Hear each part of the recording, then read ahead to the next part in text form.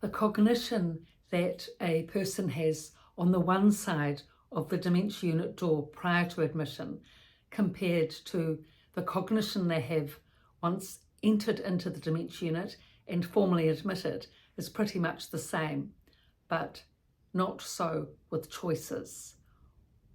All right of choice has gone because the power of attorney will now have complete authority over finances and choices of that person henceforth. Often, of course, the dementia resident now won't realise that. They won't know that all their authority is handed over to the power of attorney. They won't be conscious of that, and because of that, wonder why they can't have money, buy a newspaper, get an ice cream, shout themselves something. It seems that everything's cut off, which in a sense it is, unless you've got a good power of attorney who's understanding, kind and considerate. That's good, but if not, it's a very difficult, dicey situation that you're in, and a lot of education is needed around that, around this power of attorney issue. Really, the important thing is to appoint a power of attorney who understands you, who understands your interests, your likes, your needs, your wants, so that they will provide that for you, and then you're not in a difficult position. But if the power of attorney doesn't have that interest, understanding or awareness, then you're in a really stuck because all your rights are given away. So of course the person has to be in a safe place. That's the whole issue around dementia. Present memory gone from, well, all dementia residents have present memory loss, though many still have past memory loss. And so present memory loss, with that, direction orientation's gone, and there's a risk to safety, of course, around the home with all the various things that can be left on the stove or taps running or whatever because of present memory loss. But thinking capacity varies hugely with all dementia residents, but many dementia residents come in being able to read the newspaper. Probably 50% are reading the newspaper, or at least a third when they come into the dementia unit are reading the daily newspaper, and a good 2 or 3 will be doing crosswords, so that's a significant percentage. Once through the door though, the people that read newspapers goes from 30% or 50% right down to 2 or 3 if you're lucky out of 30, because of it being due to the restrictions of the power of attorney authority. So look, it's so difficult to try and get some of these things working. I mean, if the power of attorney is not going to okay it, you're a sibling, just get the newspaper happening anyway, pay for it yourself, or otherwise just bring in old newspapers. Bring in the Saturday Press each week at least. That's the big favourite here in Christchurch. The Christchurch Saturday Press has everything in it. Bring that in, at least bring that in to your parent. Get the subscription going if you can. Keep the Women's Weekly subs going. Pay for it yourself again if the power of attorney is not allowing it. Sometimes it can be very difficult to go through the power of attorney, even if they're your sibling and the daughter or son of one's parent.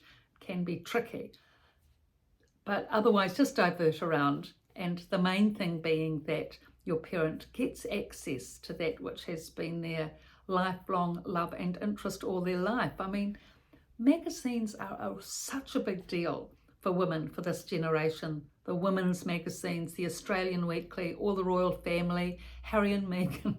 I mean, and back in their day, of course, the recipes, the cooking, the patterns for dresses, they made all their clothes for the children, everything in fashion, out of fashion, whatever. Aunt Daisy, on the radio, it was just one big homemaking festival.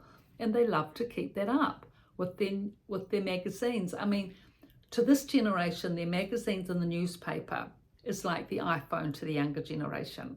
So it's the same, just equate it to going into a place, whatever, like a dementia unit and not having your iPhone. You can't imagine it.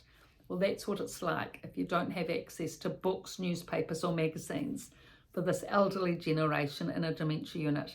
But I think there'll be more assertiveness. There will be definitely more assertiveness with the younger generation when they come in to units, and they won't accept it not having an iPhone, I'm sure of it.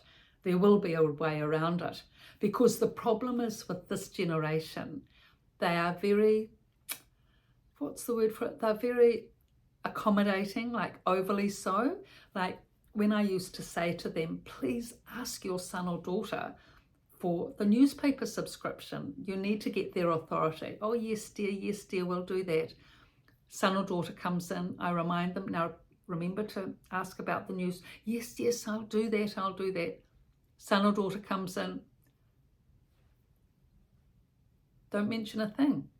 And then I say to them, why didn't you just say about the newspaper subscription? We just, organised that you were going to do that. You've been asking all week, all month, all year for the newspaper subscription.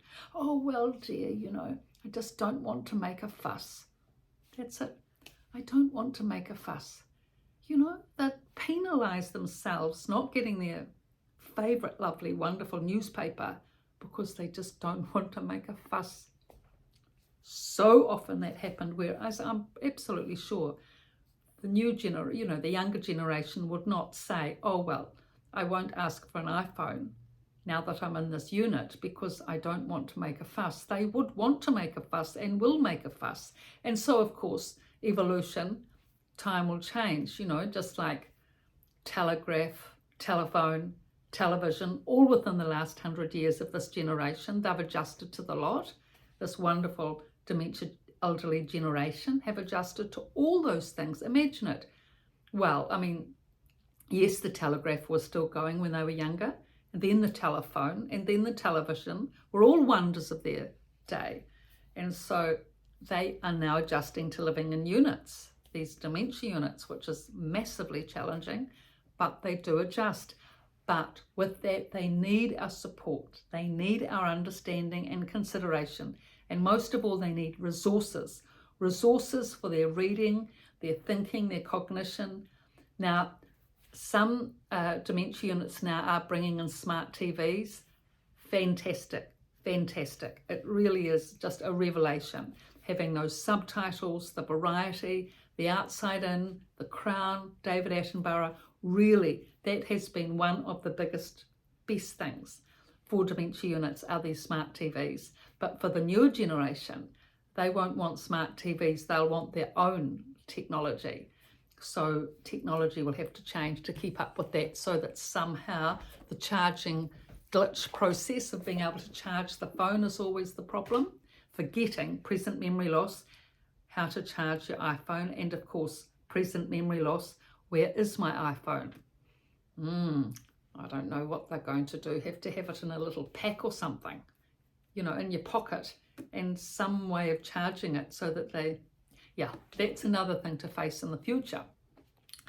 So I've written on these subjects at length in these two books, The Resident's Voice and The Resident's Rise, both from a dementia unit, on Amazon and my website, pietavalentine.com.